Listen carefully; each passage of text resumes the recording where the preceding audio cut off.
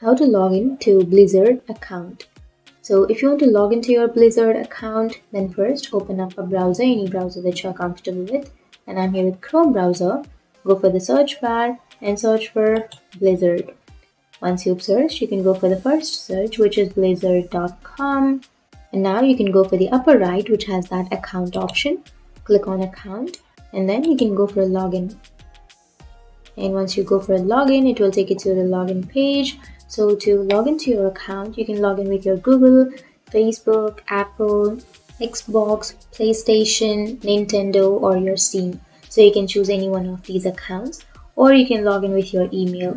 So I'll be entering my email and then my password on the next blank. But if you don't remember your password, then you can go for can't login so that you can get some help while logging into your account. And once you enter your information, click on login. And here it is asking you for a security check.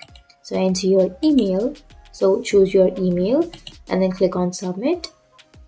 And here you will get a code to your email address. So open up your mail which you have used to create your account. And here you will have the code. So copy the code and paste it here and then click on submit. And that's it, you've been logged into your account. So that's how you log into your account on Blizzard. And if you have any questions, feel free to comment below. Thanks for watching.